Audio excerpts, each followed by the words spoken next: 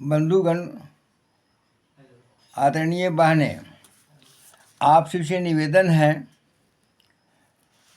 कि जो मैं ऋग्वेद के 22वां सूक्त कहने जा रहा हूँ, कृपया आप सब्सक्राइब कर लें।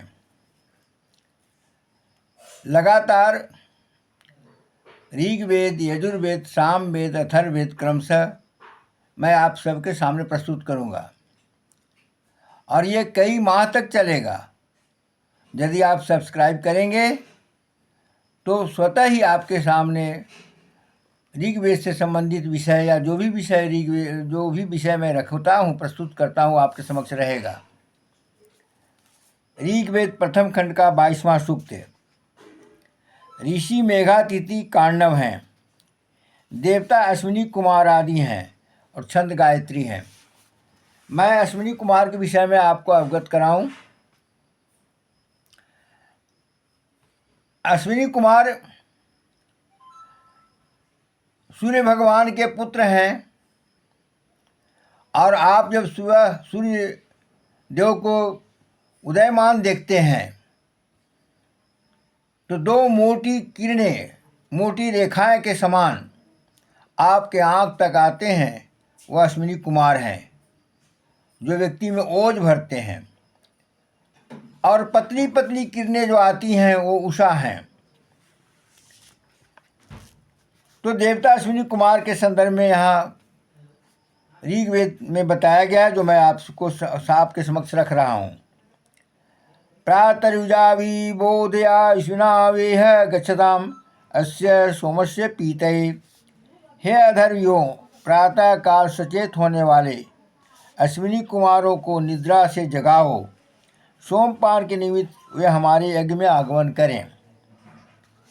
या सुरथारथित मोभा देवा दिव्य स्पृशा अश्विनाता हवामहे। आकाश में गमन करने वाले दोनों अश्विनी कुमार सुसज्जित रथ से युक्त हैं, हम उन्हें आवाहित करते हैं। या वाम कषा मधुमत्याश्विना सुनीतावती तथा यज्ञमिक्षितम्।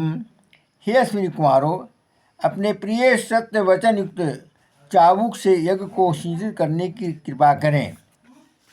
अश्विनी कुमार से प्रार्थना किया जा रहा है कि आप सत्यवादी हैं, सत्य वचन से युक्त चाबुक से, यानी हमें आप सत्य बोलने के लिए प्रेरित करें, नियंत्रित करें।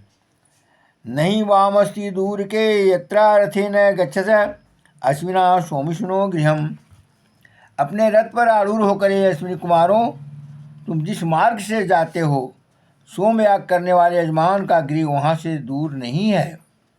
यानी अश्विनी कुमार प्रातः होते सर्वव्यापी हैं, सब जगह स्थित रहते हैं। इसलिए कहा गया है कि जो आपको स्मरण कर रहे हैं, प्रार्थना करें, उनका घर आपसे दूर नहीं है।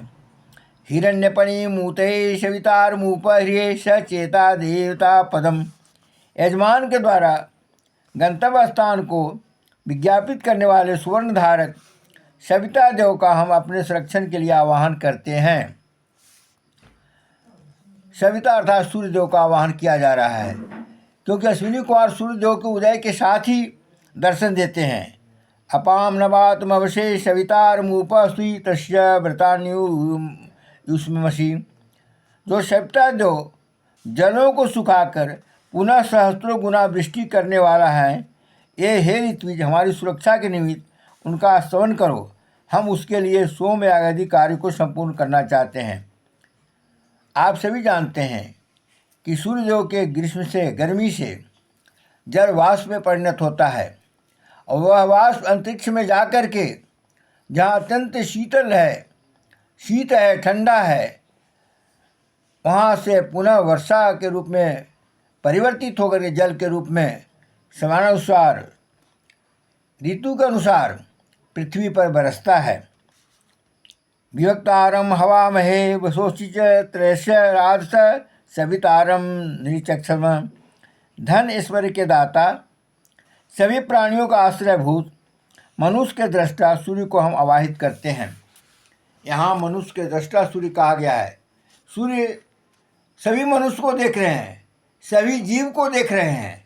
दुनिया में आकाश में, पाताल में और पृथ्वी पर कोई ऐसा जीव नहीं है, कोई ऐसा जगह नहीं है जिसे सूर्य नहीं देख रहे हैं। सखाय आनीषि दत्त सविता अस्तुभ्य नूदत दाता रांधसी शुभति। हे सखाओं, हम सब बैठकर सविता देव की स्तुति करें। धन ईश्वर प्रदाता सूर्य अत्यंत सुशोभित हैं। अग्ने पत्नी रिहा वह देवानामुष्टि रूप त्वष्टारम सोम पीते। हे अग्नि, सोमपान के लिए त्वष्टा देव तथा यज्ञ में आने की इच्छा रखने वाले देव पत्नियों को लेकर आगमन करें। त्वष्टा देव को कहा जा रहा है कि जो भी देवता हैं वो अपने पत्नियों को साथ लेकर के इस यज्ञ में आगमन करें। श्रद्धा के साथ साधना करने पर कुछ भी असंभव नहीं है। ये सभी शक्तियाँ ईश्वर का कई अंश मात्र हैं जो साधना करने से दर्शन देते हैं। सोम रस अर्थात फलों का रस उनको समर्पित किया जा रहा है। आग्ना अग्ने या वशे होत्राम यविष्ट भारतीम बरुतिम घीषणाम वह। हे अग्निदेव, देवपत्नियाँ होत्रा, भारती, वाग्देवी, घीषणा आदि को हमारी सुरक्षा के लिए तू यहाँ लेकर आए। यहाँ होत्रा, भारती, वाग्देवी, घीषणा ये दैविक शक्तियों का देवी रूप का वर्णन किया गया है, जिनको लेकर के आने के लिए कहा जा रहा है। अभिनो देवी रपसा मह सर्वणाम निपत्नी अचिन्य पत्रा सचंतम। मनुष्यों को ईश्वर देने में समर्थ अनुभव रुद्रपथ गामिनी देव पत्नियाँ और दुर्त गामिनी देवियाँ महान सुखों का तथा रक्षण सामर्थ्यों से युक्त होकर हमें आश्रय प्रदान करें। भगवती से प्रार्थना किया जा रहा है, जो कई रूप में यज्ञ में आते हैं। जैसा कहा गया है, होत्रा जो आहुति देते हैं उसकी जो देवी हैं होत्रा हैं। वाग्देवी अर्थात सरस्वती हैं। भारती अर्थात विद्या के देवी और वसुंधरा जो भारत माँ को भी भारती कहते हैं। वैसे जो पृथ्वी है वो संपूर्ण पृथ्वी अपने आप में भारती है और ये देवी को भी आवाहन किया जा रहा है। इसी प्रकार कई देवियाँ हैं जिनको आवाहन किया जा रहा है। अभिनो देवी रपसा महाश्रवणा नृपति अचिन्ह पत्रा सचता। मनुष्यों को ईश्वर देने में सामर्थ्य अनवरुद्धता गामिनी देव पत्नियाँ और दुर्त गामिनी देवियाँ महान सुखों तथा रक्षण सामर्थ्यों से युक्त होकर हमें आश्रय प्रदान करें। ये दैवी शक्तियाँ जो हैं वो कहीं भी जाने में सामर्थ्य हैं। वो अदृश्य होकर के हर जगह पहुंच सकती हैं। और जो ऋषि हैं वो साधना कर रहे हैं, श्रद्धापूर्वक पूजन कर रहे हैं, सोम रस प्रस्तुत कर रहे हैं और उन्हें आवाहन कर रहे हैं को आवें। ये इंद्राणी मुपहिषे वरुणानी स्वस्थे अग्नार्थी सोमपिते। इंद्राणी, वरुणानी और अग्नाई का हम कल्याण तथा सोमपान के निमित्त आवाहन करते हैं। महीधौ पृथ्वी च न इमं यज्ञम मिमिक्षताम पिताम नो भरीमभि। पृथ्वी और स्वर्ग हमारी इस यज्ञ कार्य को संपन्न करें। पृथ्वी आप समझ रहे हैं और स्वर्ग अर्थात आकाश के ऊपर जो लोक हैं वो सब स्वर्ग में आते हैं। और उसमें भी एक खास स्थान स्वर्ग का है जिसका विवेचना आगे मैं बताऊंगा। वो भरण पोषण करने वाले सुख साधनों को हमें तृप्त करें। तयोर्दय घृतवदय पयो विप्रारिहंति धितवी गंधर्वस्य ध्रुवे पदे। आकाश तथा पृथ्वी के मध्य गंधर्व लोक के ध्रुव स्थान में अवस्थित घृत की भांति जलों को विद्वजन अपने विवेक युक्त कृतों तथा सामर्थ्य के द्वारा प्राप्त करते हैं।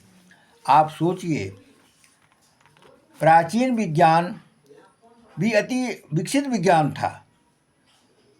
आज जैसे भौतिक युग में आप देख रहे हैं कई प्रकार का यंत्र आपके सामने प्रस्तुत है, उस समय भी ऐसा स्थिति था कि मनुष्य साधना के बल पर कुछ अद्भुत चीज़ों को प्राप्त करता था। यहाँ कहा जा रहा है आकाश और पृथ्वी के बीच में गंधर्व लोक है, यानी दोनों के बीच में गंधर्व लोक है कि ध्रुव स्थान में अवस्थित घृत की भांति जलों का और ध्रुव स्थान ध्रुवस्थान यानी पृथ्वी का जो ध्रुव है, उत्तरी और दक्षिणी ध्रुव। विद्वजन अपने विवेक युक्त कृतों को सामर्थ्य के द्वारा प्राप्त करते हैं जल को, जहाँ जल का भंडार है। आज के विज्ञान के माध्यम से पृथ्वी के दक्षिणी ध्रुव और उत्तरी ध्रुव पर भी लोग जाकर के देखा है कि जल का भंडार है। आकाश में, अंतरिक्ष के बीच में भी जल का भंडार है। शयनो पृथ्वी भवना निक्षरा निवेशनी यच्छा न शर्म सप्रथ। उत्तम आवास एवं सुख देने वाली, बाधा हरने वाली है पृथ्वी, तू हमें प्रचुर मात्रा में सुख प्रदान करे। अब पृथ्वी माता से प्रार्थना किया जा रहा है कि हे माँ पृथ्वी, आप मुझे सुख प्रदान करें। अतो देवावंतु नो यतो विष्णु चक्र में पृथ्वीभ्या सप्त धाम भी। जिस स्थान से विष्णु ने अपना पराक्रम दिखाया, पादक्रमण किया, वहाँ पृथ्वी के 7 धामों से देवगण हमारा संरक्षण करें। भगवान विष्णु 7 धाम में पृथ्वी पर अवतरित हुए हैं। उन 7 धाम से भगवान विष्णु और सभी देवगण हमारा संरक्षण करें, मुझे सुरक्षा प्रदान करें। इदम विष्णु विरचक्र में त्रेधानी दधे पदम समूहमस्य पांसुरे। पराक्रमी विष्णु के 3 चरण है, अर्थात अपने 3 पांव रखकर ही विष्णु ने सारे संसार को समेट लिया। धूलि से भरे प्रदेश में इसका मर्म निहित है। भगवान विष्णु ने 3 चरणों में पूरे पृथ्वी का, पाताल लोक, पृथ्वीलोक और स्वर्गलोक को जो नाप लिया था, यह भी एक अलग घटनाक्रम है जो आप सब जानते हैं, जो दानवीर बलि के सामने घटित हुआ था। यहाँ इस बात का संकेत किया जा रहा है कि मैं भगवान विष्णु जो 3 पदों से और पृथ्वी को नाप लिए, मैं उन्हें स्मरण कर रहा हूँ। त्रीणि पदा विचक्रमे विष्णुर्गोपा अदाभ्य अतो धर्मानि धारयन्। 3 लोकों में यज्ञादि कार्यों को पोषित करता हुआ विष्णु 3 चरणों में जगत में व्याप्त था। पृथ्वी, पाताल लोक, आकाश में जो लोग विद्वान हैं, सभी को भगवान विष्णु पालन करते हैं। इसलिए भगवान विष्णु को श्रद्धापूर्वक उपासना किया जा रहा है। विष्णु कर्माणि पश्यत्य यतो व्रतानि पस्पसे इंद्रस्य युजस्य सखा। हे यजमानो, जगत में व्याप्त विष्णु ने सृष्टि के संचालन का अवलोकन करो। इसमें अनेकानेक व्रतों का दर्शन किया जा सकता है। इंद्र के सखा जो उस परम सत्ता के अनुकूल बनकर रहे हैं। ये ऋषि साधक से, श्रोता से, अर्थात मुझसे और आपसे ऋषि कह रहे हैं कि विष्णु के प्रति श्रद्धा रखो, जो इंद्र के सखा हैं, जो सभी जगह व्याप्त हैं और सृष्टि का संचालन कर रहे हैं। आप श्रद्धा से विष्णु के प्रति रखेंगे, विष्णु आपको सुरक्षा प्रदान करेंगे, विष्णु आपको पोषण करेंगे, विष्णु आपको वृद्धि करेंगे। कहने का अभिप्राय यही है। तदा विष्णु परम पदम सदा पश्यन्ति सुरत दिव्य चक्षुरातमम। जिस प्रकार ज्ञानी जन अपने ज्ञान चक्षुओं से विष्णु का उत्तम स्थान को देख पाते हैं, उसी प्रकार समान चक्षुओं से आकाश में स्थित सूर्य को देखा जाता है। यानी जिस प्रकार ज्ञानी जन अपने ज्ञान चक्षुओं से विष्णु को उत्तम स्थान पर देख पाते हैं, उसी प्रकार समान चक्षु से आकाश में स्थित सूर्य को देखा जाता है। सूर्य को जैसे सभी लोग देखते हैं, सूर्य को देखने के लिए परिश्रम नहीं करना पड़ता है, लेकिन ज्ञानी जन अपने ज्ञान रूपी नेत्र से विष्णु को उसी प्रकार देख सकते हैं। तद्दे तत् विप्राशो विपिन्नवो जांग्रीवासम समिधते विष्णुयातम परम पदम। विष्णु के उस परम पद को चैतन्य ज्ञानी जन, श्रोतागण प्रकाशित करते हैं, और वही ज्ञानी जन विष्णु के संदर्भ में लोगों को अवगत कराते हैं। ये बात आप समझें। धन्यवाद। जय भारत, जय सनातन।